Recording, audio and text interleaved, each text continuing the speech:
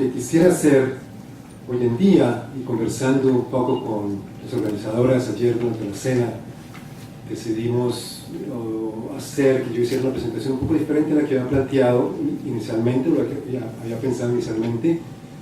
Y bueno, esta mañana rehice una presentación a partir de varias otras presentaciones, por eso realmente no pude llegar esta mañana a las presentaciones de los colegas y las colegas, y hubiera sido pues mi preferencia, pero hubo esa razón, digamos, de fuerza mayor para quedarme en el cuarto del hotel rehaciendo la presentación.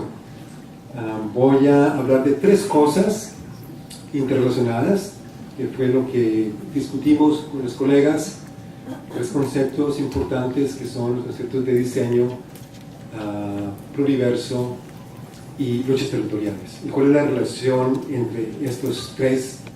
Especialmente cómo, digamos, los tres convergen en un cuarto concepto, quizás no es un cuarto concepto, pero es el tercer concepto, que es el concepto del pluriverso. Es un concepto que está circulando por aquí y por allá, pero que voy a introducir especialmente de una manera más intuitiva.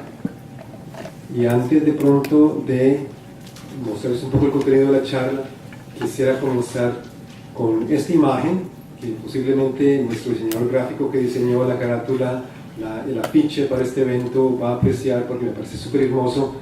Es de una joven diseñadora gráfica colombiana y ambientalista, Angie Vanessa, hija de Tatiana Roa, que muchos conocerán aquí, gran ambientalista colombiana. Y desde la primera vez que la vi realmente me fascinó. Me fascinó porque me parece que es una buena representación de lo que en los ambientes más académicos, digamos, llamamos el pluriverso, pero que realmente es una noción que intuitivamente podemos entender muy fácilmente, especialmente con la ayuda de representaciones artísticas como esta, donde lo que representa es, digamos, el flujo incesante de la vida. Casi que uno podría decir, parafraseando el famoso comienzo del Evangelio de Juan, en el principio del verbo, y no quiero mencionarlo por razones religiosas, simplemente por una cuestión conceptual, de que en el principio era el pluriverso.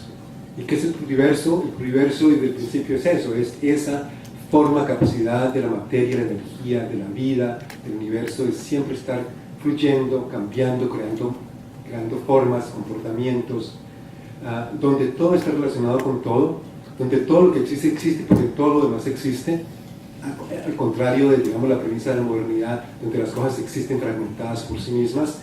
En estas visiones pluriversales, en realidad, esa interdependencia radical entre todo, que la vemos aquí muy bien representadas, ¿no es cierto? Aquí están no solamente los humanos, no es una representación antropocéntrica, como lo sería desde, digamos, una concepción moderna, estándar, dominante, sino donde el humano está entreverado, entretejido con los suelos, con las aguas. El tema de esta mañana, las aguas son fundamentales, obviamente, en todas estas cuestiones pluriversales, con los árboles, con la fuerza del suelo, de la vegetación, con el sol, con la luna, con los dioses, con las diosas, con los humanos, y cómo los humanos entonces desarrollan realmente formas integradas del habitar, integradas con el entorno natural, que conversan con el entorno.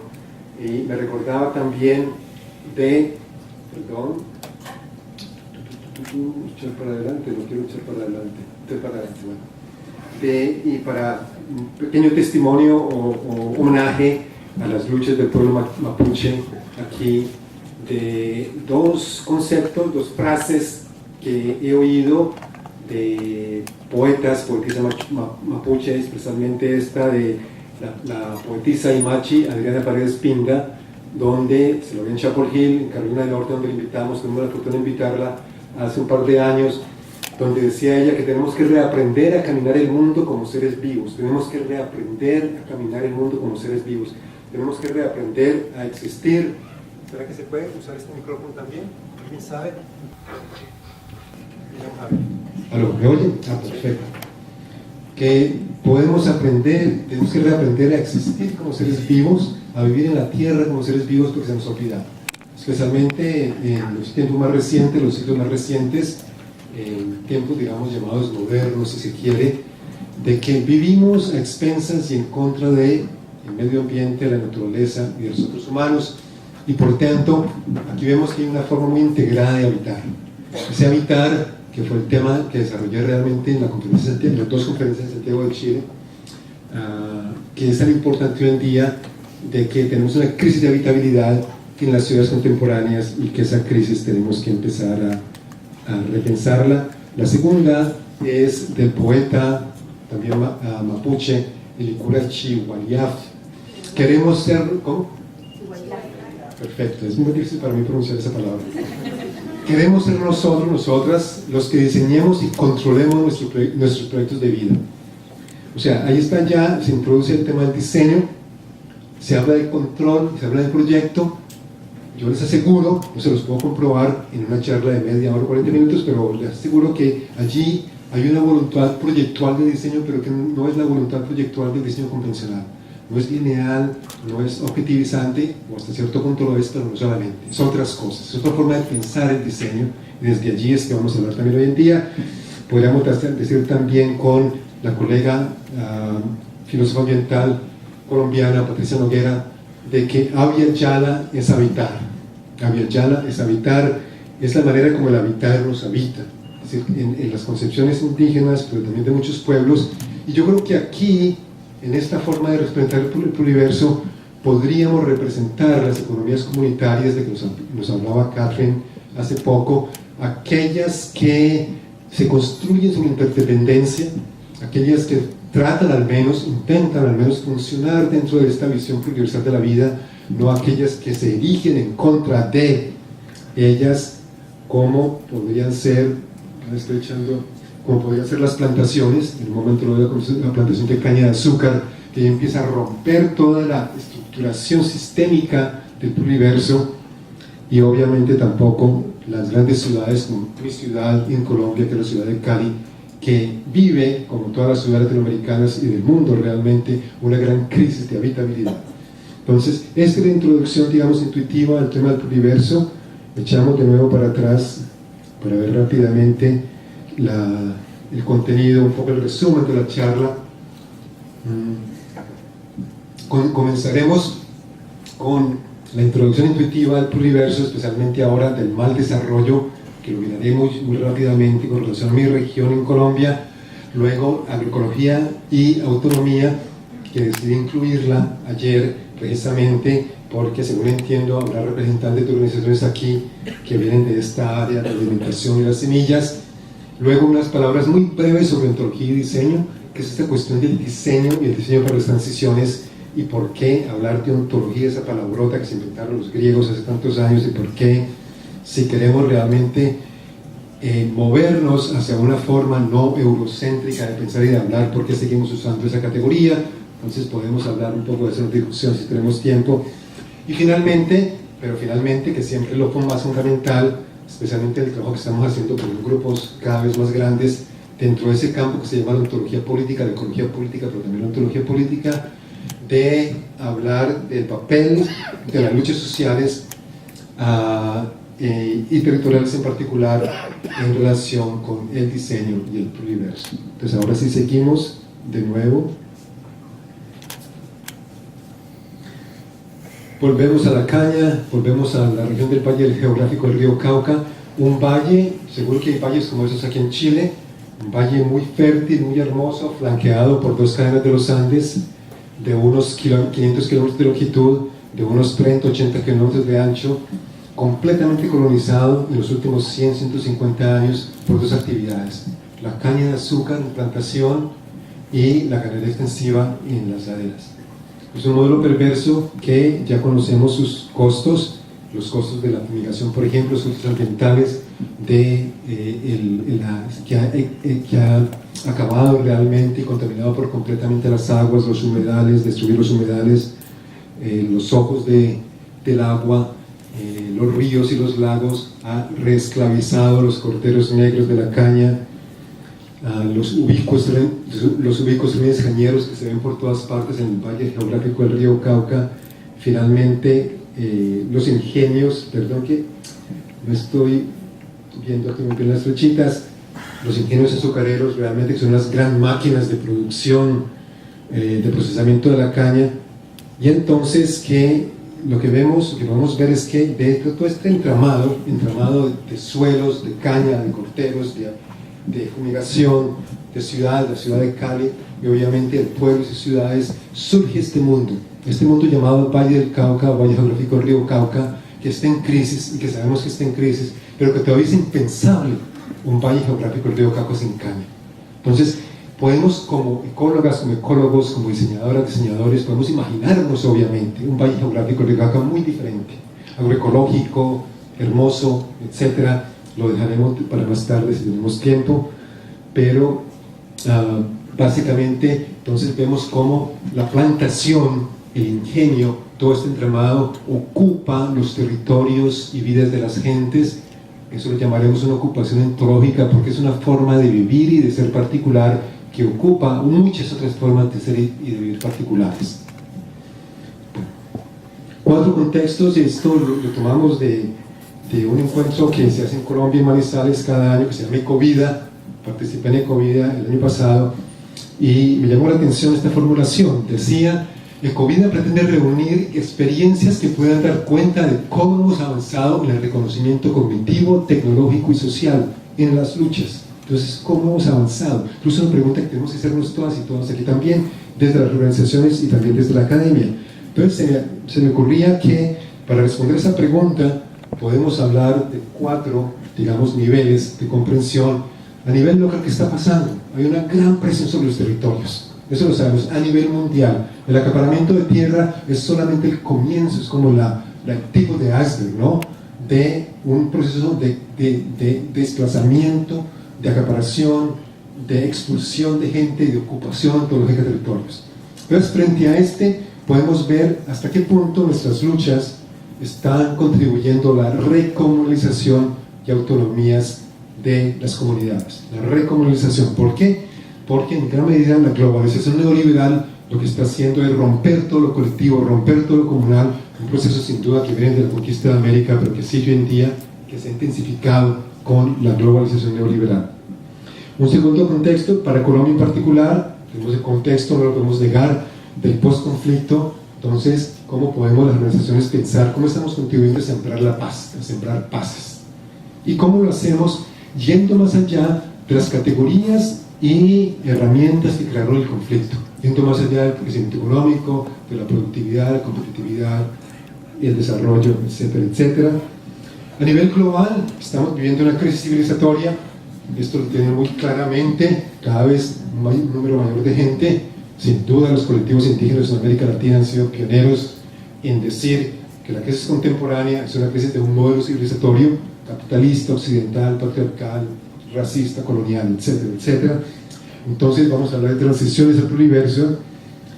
Y finalmente, a nivel planetario, podemos decir que estamos enfrentando una devastación creciente de la Tierra, y así, de este modo, podemos adoptar, esta es una propuesta, digamos, que nos lanza el grupo indígena NASA del suroccidente de Colombia, un grupo impresionantemente lúcido y con una lucha muy intensa y muy radical, a pesar de estar muy divididos y muy fragmentados. Todo eso también es verdad, pero también la lucha está allí, que es la liberación de la madre tierra. Entonces, al final de la charla veremos que lanzaré la hipótesis de que podemos identificar una serie de principios para el rediseño del pluriverso, si se quiere, y que uno de ellos, de los puntos más fundamentales, va a ser la liberación de la madre tierra, con los compañeros y compañeras indígenas de NASA. Bueno, voy a simplemente, lo pueden leer si quieren, si no lo quieren leer o no lo tienen que leer, simplemente voy a contarles cuál es la idea fundamental, que es una idea que también desarrollamos en Chile, en Santiago, que es que, y Cafi creo que lo mencionó cuando Cafi dice que uno de los hechos sociales políticos más fundamentales que han ocurrido en las últimas décadas es el surgimiento de los movimientos de mujeres, los movimientos feministas, la transformación de las relaciones de género hasta cierto punto, pero podemos ver que va mucho más allá. Y lo que me refiero es, hay una nueva lectura, digamos, ontológica, si se quiere, del patriarcado, especialmente ciertas colegas feministas europeas y latinoamericanas. Si quieren, en la sesión de preguntas y respuestas podemos discutir un poco más esto, donde enfatizan que el patriarcado comienza a avanzar en los últimos 7000 años, empieza a surgir en el este de Europa y empieza a avanzar sistemáticamente hasta hoy en día, y que es una ontología basada precisamente en una concepción de la vida, de la dominación, la jerarquía, la apropiación, el poder, la negación del otro, la violencia y la guerra. Y fue en contra en muchas formas de las ontologías matriarcales o matrísticas, como también se las llama a veces, que básicamente se basan y respetan la interdependencia de la vida, la horizontalidad, la no negación del otro y de la otra, etcétera, etcétera. Entonces, es una nueva interpretación, digamos, de la historia, y uno puede pensar, bueno, ¿por qué preocuparse por el patriarcado, lo que pasó hace 7.000 años? Pues por una razón muy sencilla, como bien lo dicen las colegas que escriben sobre esto, porque continúa siendo una fuerza efectiva hoy en día. Pensemos en nuestras sociedades. ¿Son machistas? Obviamente que son machistas. ¿Son racistas? Obviamente que son racistas. ¿Son coloniales? Obviamente que son coloniales. Mi sociedad, como Colombia, pero seguramente en Chile también, digamos, el racismo, el profundo racismo centrado antinegro, anti-indio, continúa siendo una fuerza fundamental. Menciono esto muy de pasada porque estamos en Chile y porque, aunque sé que es un poco controvertido, el trabajo de maestro Humberto Maturana, quien conozco muy bien este trabajo desde hace mucho tiempo, donde nos habla en una forma que es muy consonante, muy consonante, muy consistente con las feministas que mencionaba, de lo que llaman las culturas matrísticas, que son culturas, y una lectura también que viene de 7.000 años, digamos, 26 siglos de patriarcado, y aún seguimos luchando contra ese patriarcado, de las culturas matrísticas que tienen lugar en el trasfondo de la conciencia de la interconectividad de toda la existencia, de lo que llamamos la interdependencia radical de todo lo que existe. Para ellos está claro, por tanto, que si queremos una transición hacia un mundo diferente, solo lo podemos hacer mediante la recuperación de la cultura matrística. Tendríamos que explicar esto mucho mejor, pero lo voy a dejar así por lo pronto. No es simplemente que las mujeres van a pasar al poder, no se trata para eso, para nada. Se trata de que ontológicamente, de que vamos a adoptar una forma diferente de ser colectivamente, que es más comunalitaria, que es más en sintonía con la tierra, que es más desde la interdependencia, que es más que respeta vivir la interacción y coparticipación de todo lo vivo en el vivir de todo lo vivo. Vivir la interacción y coparticipación de todo lo vivo en el vivir de todo lo vivo, y que para ellos, para Maturana y Werdensoller y sus otros colegas, es el fundamento no solamente de la biología, sino también de lo social. Bueno, pasamos a la segunda parte, muy brevemente entonces, y aquí me voy a basar bastante en el trabajo de una colega colombiana, Laura Gutiérrez, su tesis de doctorado recientemente terminada en antropología, sobre las luchas por las semillas libres en Colombia en particular. Entonces podemos comenzar con ver cómo ese modelo dominante, digamos patriarcal, capitalista, moderno, determina, es un mundo que podemos llamar, digamos que los teóricos latinoamericanos llaman, con esas palabrejas que nos inventamos a veces los académicos, el sistema mundo patriarcal moderno colonial. Eso es como en inglés se dice mouthful, no sé cómo se podría, una palabreja ahí muy compleja, pero que realmente, como decía antes, simplemente quiere decir que desde la conquista de América y en cierta forma desde antes, vivimos en mundos que están profundamente marcados por el capitalismo, por el colonialismo, por el patriarcado, por el racismo. Básicamente lo que significa, y que allí, digamos en el campo de la agrobiotecnología, significan, por ejemplo, este tipo de características. La predominancia de la racionalidad tecnocientífica. Claramente los expertos son los que mandan la parada. ¿Qué se hace con la agricultura? ¿Qué se hace con la nutrición? Ahí están todos los expertos. La propiedad privada individual. Cathy lo dijo muy claramente, cómo eso funciona, como el encuadramiento convencional de la economía es que la economía es en términos de mercados, que son naturales y universales, en términos de propiedad privada individual, en términos de que las cosas son mercancías, y en la agricultura, la protocolización de la vida, los protocolos de biodiversidad, de propiedad intelectual, las patentes, los tratados de libre comercio, el encerramiento de los comunes, régimen corporativo de alimentos. Que esto es realmente, esta serie de características es lo que cuadriculan el pluriverso en el campo de la agricultura, lo normalizan de aquellas parcelas, digamos, de tipo campesino agroecológico, lo van normalizando la plantación y las agriculturas modernas a gran escala, mecanizadas, con pesticidas, con fertilizantes, etcétera, etcétera. Encrillan también las ciudades y a nosotros como individuos. Pero las semillas, podemos verlas desde esa otra perspectiva más pluriversal de las interdependencias, que las semillas realmente forman entramados, son parte de un entramado de mundos socionaturales donde está, digamos, si tomamos la finca familiar, pero también puede ser territorios colectivos, los árboles, los animales, los gusanos, los insectos, los humanos, los dioses, los espíritus, las diosas, el agua, los guaduales, los riachuelos, etcétera, etcétera, etcétera.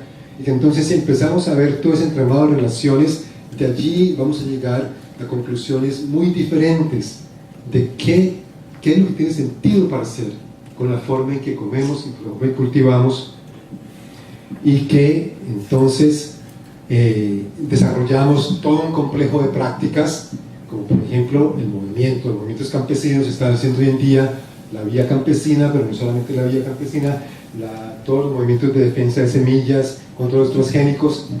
Por ejemplo, las escuelas de agroecología son parte de ese retomarse, podríamos decir, con Catherine, de remarcar, de redefinir la alimentación y la agricultura, la conservación de semillas, la red de guardianes de semilla que Laura Gutiérrez en su tesis de doctorado, digamos, estudia a profundidad etnográficamente en Colombia, oposición activa a los transgénicos, las relaciones con los movimientos sociales. Empiezan a haber redes también de entramados de movimientos, de redes de semillas, y creo que la gente de aquí de Chile pues pasará por Colombia, y los colombianos vendrán por aquí, y empieza a surgir Vía Campesina misma, que es una gran red de redes de movimientos campesinos del mundo. 200 millones de campesinos del mundo pertenecen a la Vía Campesina.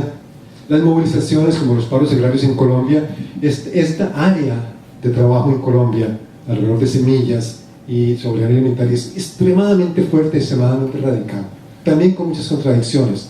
Pero quería contarles un poco esto, que especialmente para las colegas y colegas de organizaciones que trabajan en esta área, que en Colombia hay un espacio muy vital de pensamiento crítico por parte de intelectuales de base, intelectuales de movimientos, trabajando en estas áreas, que realmente están construyendo activamente otras economías y otras formas de alimentarse y de pensar. Y esos mundos que están creando desde las semillas libres, ¿qué nos dicen? Nos dicen que tenemos que mantener las semillas, obviamente las semillas criollas. Nos dicen que tenemos que mantener los comunes. Catherine ya nos habló de los comunes. Crear una economía diversa. Podemos aquí incorporar el concepto de economía diversa. Y ya empieza a circular todo lo de las semillas libres. La Casa de Conservación de las Semillas, esto es de un resguardo indígena en Colombia, en Río Sucio, Caldas, parte de nuevo del trabajo de Laura. Y finalmente, termino esta parte con esta.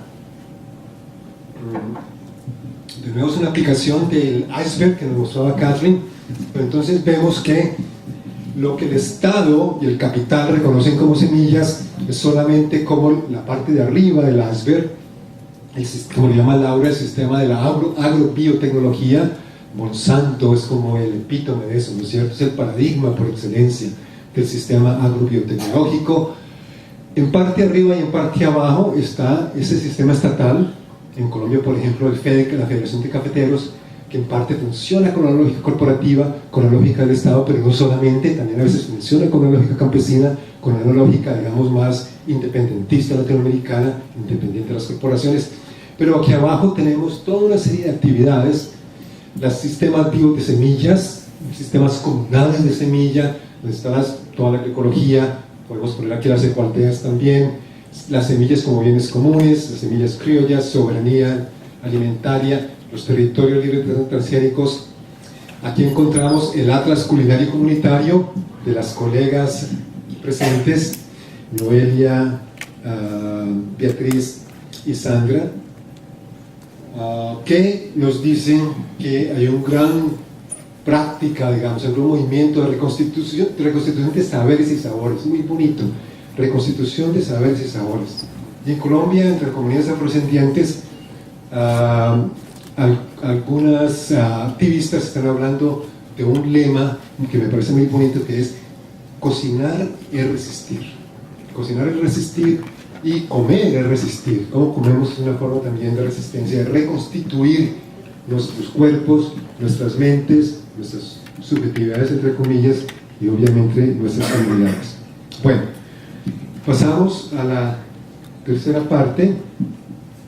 Esta va a ser tal vez la más breve de todas, simplemente para darles una introducción muy breve a este concepto que mencionó Noelia en su muy cariñosa introducción, que le agradezco mucho, de diseño de autonomía, y empezando por pensar esa pregunta de qué es lo que hace el diseño, qué es lo que hace, no qué hacen los diseñadores, sino qué hace el diseño, cómo el diseño diseña nuestras vidas, cómo el diseño diseña los mundos en que vivimos, cómo todo lo que hacemos es un diseño, mesas diseño, edificios son un diseño, los asientos individuales son un diseño, los computadores obviamente son un diseño. ¿Y por qué el diseño entonces se puede llamar que es ontológico? Una respuesta muy breve es la siguiente. Esto viene de Fernando Flores y Terry Winograd. Ya sé que Fernando Flores en Chile es extremadamente conflictivo. Esto lo escribió, digamos que fue Fernando Flores el joven, en el 86. No le vayan a contar a Fernando si alguien lo conoce. Un libro fundamental para pensar esta cuestión del diseño ontológico. Nos dice que al diseñar herramientas estamos diseñando formas de existir, y obviamente es que tiene tanto sentido. Entonces Anne-Marie Willis, una diseñadora australiana, nos dice el movimiento doble del diseño. El diseño diseña, diseñamos el mundo y este nos diseña, nuestros diseños nos diseñan. Pero pues claro, es que tiene tanto sentido. Y si lo que diseñamos nos diseña de una forma que ya no nos sirve, ya no nos gusta, porque está destruyendo la tierra, nos está destruyendo a nosotros, pues la respuesta es muy sencilla: rediseñemos el diseño. Entonces, a eso se refiere un poco estos movimientos. ¿Cómo entendemos solamente el diseño? Está el entendimiento, digamos, convencional del diseño en términos de objetos, servicios. Está bien, bonitos, preciosos. La famosa Vespa, 1946, la primera Vespa, del Bel Design italiano, la casa de suburbio de Estados Unidos, una gran invención de diseño, fatal desde muchos puntos de vista, como lo veremos en un momento. Entonces, hoy los diseñadores nos dicen que el diseño puede hacer todo, que podemos rediseñar la vida, y nos hablan a veces con esa hipótesis de la gran singularidad, de que podemos diseñar aún los cuerpos y la vida más allá de la biología, de que podemos aprender a través de la tecnología a ser independientemente de nuestros cuerpos. Son los imaginarios tecnopatriarcales, así los podemos llamar, porque son de los grandes gurús tecnopatriarcas del momento, de la geoingeniería, de la robótica, la nanotecnología, la biología sintética, etc. Muy interesante, muy seductor. ¿Quién no quiere un carro que lo lleve automáticamente a uno a cualquier parte sin ninguna posibilidad de accidente? ¿Quién no quiere las grandes realizaciones tecnológicas? Y sin embargo, entonces hay muchos diseñadores y diseñadoras que dicen: no, güey, pues sí, tal vez sí, sigamos por ese lado, pero también tenemos que meternos por muchos otros lados si queremos realmente salvar el planeta. Entonces, hay una serie de nuevas tecnologías, nuevos enfoques de diseño, donde nos hablan que el diseño ya tiene que dejar de ser esta cuestión que solamente dicen expertos que van a las escuelas de diseño, que realmente todo el mundo diseña. Hay un gran libro de un diseñador italiano que se llama Ezio Mancini, que se llama El diseño cuando todo el mundo diseña, que precisamente introduce muchas de esas ideas de que el diseño debe ser ahora centrado en el usuario, situado, interactivo, colaborativo, el codiseño, diseño ecológico, enfocado en la producción de la vida misma, que el diseño produce la vida, las condiciones entre las cuales vivimos. No se habla todavía mucho de la política del poder. aunque implícitamente muchos de estos pensadores del diseño tienen una ética profundamente anticapitalista y sin duda una ética profundamente ambientalista o ecologista. Una última parte, y para pasar finalmente a las luchas sociales, ¿por qué decimos que el diseño es ontológico? Ya les di la definición inicial de que el diseño es ontológico porque al diseñar herramientas diseñamos formas de existir. Esta va a ser una introducción un poco más intuitiva también. Podríamos usar ejemplos urbanos, de diseño urbano. Voy a usar ahora, precisamente por el contexto, de la agroecología, o si tenemos esta otra representación, digamos, de la agricultura familiar, si lo vemos un poco en un modelo agroecológico, y obviamente vemos que las parcelas son parcelas completamente diversas. Es como la economía diversa, ¿no?, que nos habla Catherine, pero es una agricultura diversa también, donde tenemos los cafetales, las leguminosas, tenemos las hortalizas, las especies menores, tenemos la plataforma para las semillas, la azotea para las semillas, tenemos los sombríos, tenemos los árboles, tenemos la protección del agua, etcétera, etcétera, muy diferentes a la plantación. Modelo completamente diferente a la plantación. La plantación es una plantación de palma aceitera en el sur de Colombia, en muchas partes de Colombia, en el mundo ahora, hay una gran plantación de yo no podía creer, 2.3 millones de hectáreas, una sola plantación china en el Congo belga, en la República Democrática del Congo, antiguo Congo belga. Es una entidad biológicamente nueva. Es decir, sin precedentes tener una plantación en una sola, súper peligroso como lo sabemos, por lo que puede pasar en esas plantaciones. Entonces, es una ontología completamente diferente, que se construye en contra del bosque, en contra de la selva, en contra de los ríos, en contra de las comunidades. Entidad fundamentalmente nueva, producida por el diseño. La casa, volvemos a la casa de suburbio de Estados Unidos, la vamos a contraponer con la famosa Maloca, que es la casa larga de muchas comunidades indígenas amazónicas, donde pueden coexistir 30, 40, 50 personas con reglas, porque hay definitivamente reglas de habitar, pero en continua conversación con el entorno, con el medio ambiente, con los espacios espirituales, obviamente con todo el resto de los humanos. A veces digo yo molestando que con esto, si tenemos esta tecnología, de aquí creamos un mundo de individuos descomunalizados y en contra del mundo natural. De aquí no puede surgir esos individuos, de aquí solamente surgen individuos, personas, no individuos, sino personas completamente comunalizadas y en conversación continua con todos los seres vivientes del mundo. Ontología de la vida, de la interrelación, ontología de la muerte, también de la misma artista colombiana, del trabajo de Catherine que nos acaba de presentar, una de sus herramientas, la representación del ojo de diente de león, del diente de león. En este caso, las tecnologías digitales, sabemos que cada dispositivo digital que cada una de ustedes y cada uno de ustedes tenemos en este momento se marca dentro de esto, de que tiene conexiones, como a veces yo lo digo, digamos, de una forma algo brutal, con el África, porque muchos de los metales que van incorporados, tungsteno, molibdeno, el coltán, todo esto vienen en gran parte del África, especialmente del África Central, especialmente del Congo, y que todas las guerras que están pasando hoy en día en esa parte del África tienen que ver con el control de estos minerales.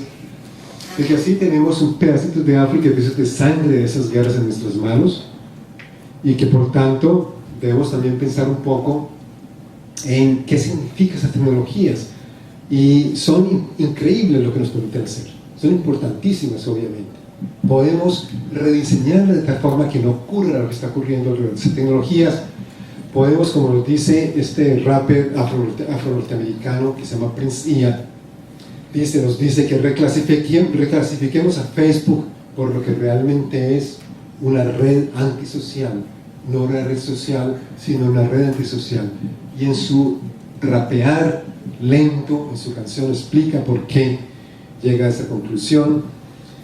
Entonces, de nuevo, pensando en cómo podemos repensar el diseño desde otra perspectiva, miramos entonces que si el diseño quiere enfrentar estas crisis, múltiples crisis en que estamos ahora digamos, atrapados, y queremos caminar hacia unas sociedades sustentables, hay una serie de nuevos conceptos allí, y queremos usar estas nuevas herramientas emergentes de diseño, más allá de resolver problemas, es de crear significados, una cultura nueva del diseño, y que finalmente entonces podemos llegar a una concepción de diseño para innovación social. Esto es de Ezio Manzini, es una especie de resumen de su propuesta, que se centra en la producción de nuevas formas de vivir, de producir y de pensar.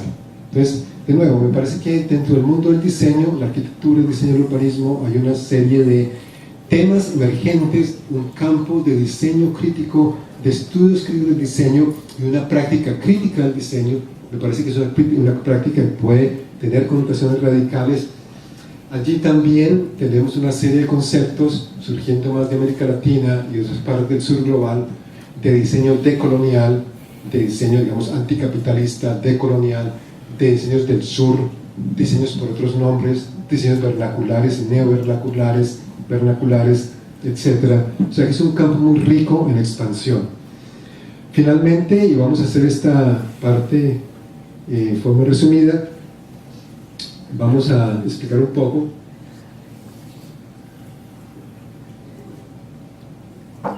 qué tiene que ver todo lo que hemos expuesto hasta ahora con las luchas, especialmente las luchas territoriales. Voy a hablar de un par de luchas ejemplares en Colombia, para mí ejemplares, pero podemos hablar de muchas otras luchas, incluyendo también en las ciudades, de esas luchas étnicas, campesinas, feministas, ambientalistas, urbanas, que son luchas por unas nuevas formas de habitar, de cuidar y de sanar la tierra y las comunidades. Primero, como una pequeña introducción, algunos de los conceptos. A mí siempre me gusta, digamos, como, en cierta forma, como antropólogo, diría yo, identificar conceptos que surgen de las prácticas populares de pensar. Por ejemplo, el concepto de tejer en libertad la vida, del pueblo Nasa, tejer en libertad la vida, de que podemos seguir tejiendo en libertad la vida, y que el diseño es un tejido, y para las comunidades indígenas el tejido es súper importante como una tecnología comunitaria y de diseño. Recuperar la tierra para recuperarlo todo, nos dicen los compañeros y compañeras MISAC indígenas del norte del Cauca de Colombia.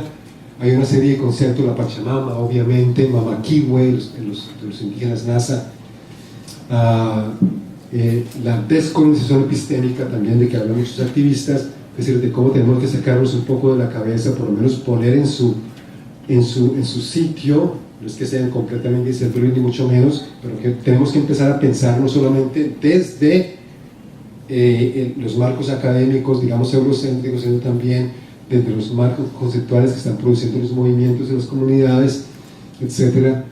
Y que entonces de ahí surge una defensa de la vida del territorio como grandes principios para las luchas sociales.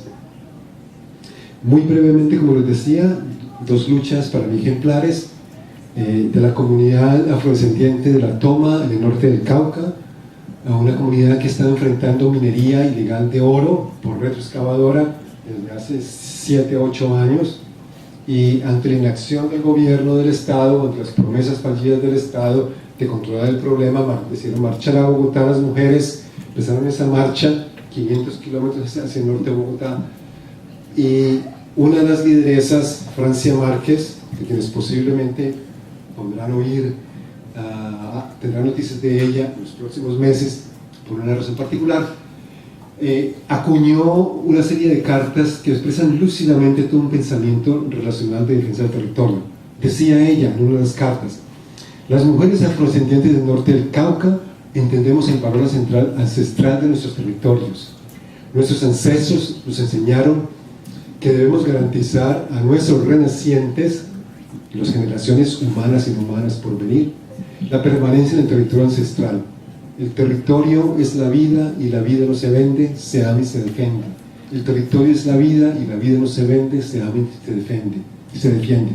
Un eslogan, un pensamiento lúcido que empieza a circular en esta región de Colombia y que se mantiene vivo hoy en día a pesar de todo la represión por parte del Estado. Segundo, ya nos estamos acercando al final, la propuesta del movimiento indígena NASA, los indígenas NASA del norte del Cauca también, de más de 180.000 NASA, el pueblo NASA, de la liberación de la madre tierra.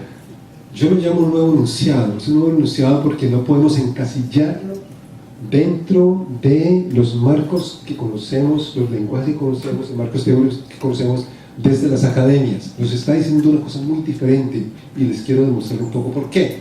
Nos dice: desde este rincón sagrado del planeta, como pueblos ancestrales arraigados en esta tierra del Cauca, hacemos lo que nos corresponde por la tierra y por la vida, luchamos por la tierra y por la vida.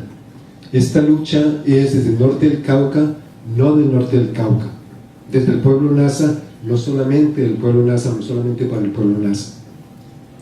Porque es la vida la que está en riesgo con la explotación de la tierra, el modo capitalista que desequilibró el clima, los ecosistemas, todo. Desde el norte del Cauca decimos: basta, es hora de poner en libertad. Y esto está pasando hoy en día en Colombia. Lleva pasando desde la nueva ola, digamos, de toma de los territorios ancestrales, especialmente de toma de haciendas por parte de los nazis en 2004, y luego de nuevo la relanza en el 2014, reprimida duramente por el ejército y la policía, y dentro de una concepción muy elaborada, que es una concepción anticapitalista, pero una concepción también de defensa de la cosmovisión, la ontología de la interdependencia de todo con todo, donde se contrapone el proyecto de muerte, digamos, del capital transnacional, el capital nacional, y el genocidio por la acumulación de capital, hasta la resistencia y el tejido de autonomía, que tiene que ver mucho de nuevo con eso que aquí hemos llamado las ontologías relacionales, si se quiere, las cosmovisiones que respetan la interdependencia radical de todo lo que existe. Entonces, ahí vemos un tema muy fuerte, digamos conceptualmente hablando, que hay en el pensamiento crítico latinoamericano a nivel de la academia hasta cierto punto, pero especialmente dentro de los sectores activistas, que es el resurgimiento de esta cuestión de lo comunal, o lo comunitario. Hay una gran vasta producción hoy en día, algunos de ustedes la conocerán ya, especialmente surgiendo de sureste de México, suroccidente de Colombia, suroccidente de México, suroccidente de Colombia, pero también de Bolivia, de Ecuador, de otras partes. Se habla de economías comunitarias, como también nos habla Catherine, feminismos comunitarios, un movimiento súper interesante de compañeras indígenas, Aymara en Guatemala, en Bolivia, y Maya Quiché en Guatemala, entre otras, de los comunes, la comunalidad, un neologismo acuñado en Oaxaca para hacernos conscientes de la condición comunitaria de la existencia, neocomunidades transnacionales, porque no estamos hablando de son comunidades aisladas, ni mucho menos. Es decir, generalmente cuando uno habla de lo comunal, siempre dicen: pero si usted quiere que la gente se quede en el pasado y que no evolucionen y que no progresen, pero si usted está desconociendo la heterogeneidad entre las comunidades, usted está desconociendo la relación de poder, especialmente entre hombres y mujeres, o con los jóvenes, etcétera, etcétera. No, en todas esas concepciones nuevas hay un conocimiento, una elaboración muy sofisticada de que las comunidades son heterogéneas, son contradictorias y todo esto, pero que de todas formas todavía articulan, enactúan, incorporan. Ahí, como dicen las compañeras feministas, es una propuesta corporizada o acuerpada, creo que se usa ese término también, una propuesta muy diferente de luchar y de vivir. Raquel Gutiérrez Aguilar, una gran socióloga mexicana, que es una, digamos, de las arquitectas de este pensamiento de lo comunal o comunalitario, nos habla en un texto relativamente reciente, muy hermoso, muy importante, me parece, de políticas en femenino. el políticas en femenino. Son fórmulas comunitarias y multiformes de la política que no construyen modelos abstractos, masculinos, de revolución, gran revolución, sino modelos en la cotidianidad. Genera y abre caminos de reorganización de la convivencia. Tienen una potente posibilidad de generalización y desborde, de desbordar, que fue lo que pasó en su lectura, pasó en Bolivia y en Ecuador del 2000 al 2005, donde todas esas insurrecciones populares desbordaron el régimen capitalista liberal, dieron al traste con más de 100 años de dominación blanca y eligieron al primer presidente indígena, en el caso de Bolivia, que luego se convirtió en otra cosa completamente diferente de lo que se pensaba, pero esa es otra historia. Desborde, articulación política y comunización, de comunización. Entonces, una de las propuestas que vamos a hacer en un momento es la recomunalización de la vida social, otra obra de la misma Angie Vanesita, diseñadora gráfica colombiana. Y finalmente,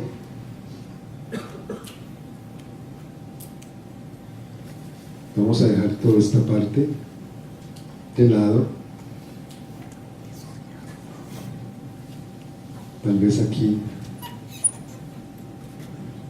¿Dónde está? Creo que es allá. Bueno.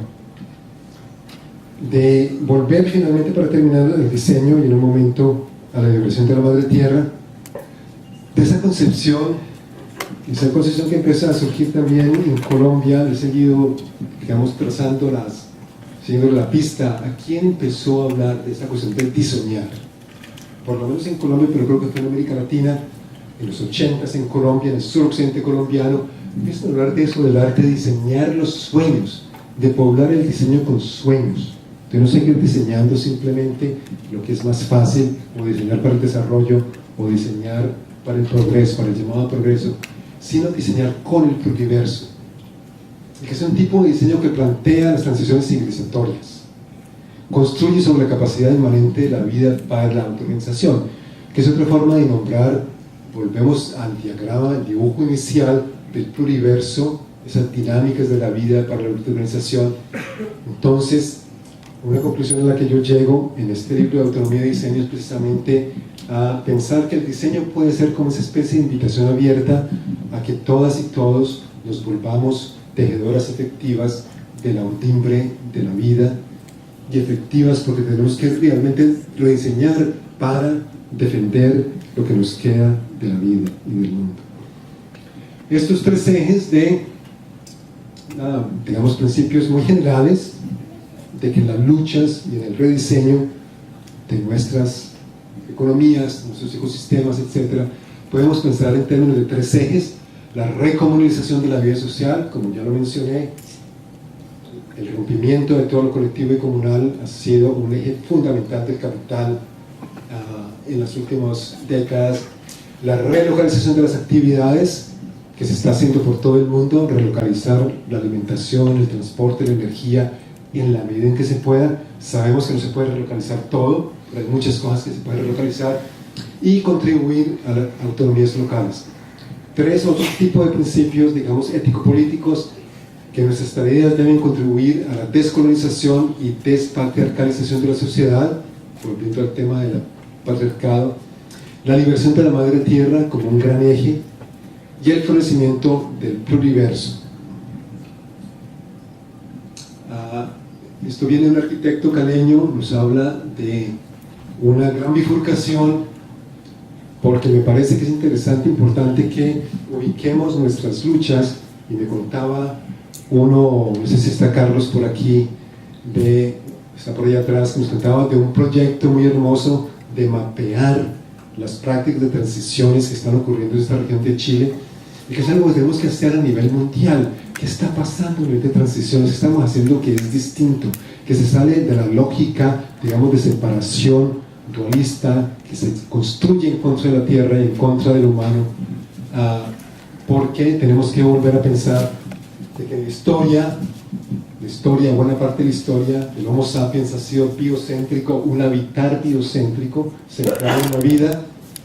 Pasamos en los últimos 26 siglos a un habitar antropocéntrico y que ahora, como nos dice el arquitecto que estoy mencionando, pasamos a un giro geocéntrico, una forma de nuevo de habitar con la tierra y que podemos definir de esta forma. Me gusta mucho esta formulación de un ecólogo y teólogo norteamericano que se llama Thomas Berry, que dice, habla de la era ecozoica, y la era ecozoica es esa era, una transición a un periodo cuando los humanos sean una fuerza, a un periodo de transición del periodo cuando los humanos eran una fuerza destructiva en el planeta, al periodo donde los humanos aprendan a convivir con la tierra de forma mutuamente enriquecedora. ¿Cómo reaprendemos a ser vivos? Como les decía Adriana Paredes Pinda. Y los dejo con esta imagen, que es, si miramos globalmente, lo que estaba haciendo los últimos 7, 8 años también, ¿qué está pasando? ¿Quiénes es que están argumentando que tenemos que pasar a hacer una transición significativa, una transición civilizatoria?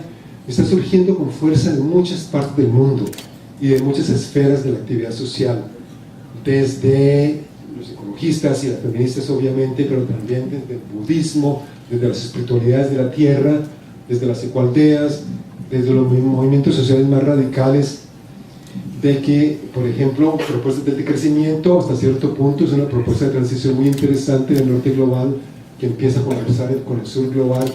En el sur global el buen vivir es una gran propuesta por las transiciones civilizatorias, las transiciones al post-extractivismo, de que también se nos habla, y que tal vez la liberación de la madre tierra puede ser de nuevo un gran principio para esas transiciones.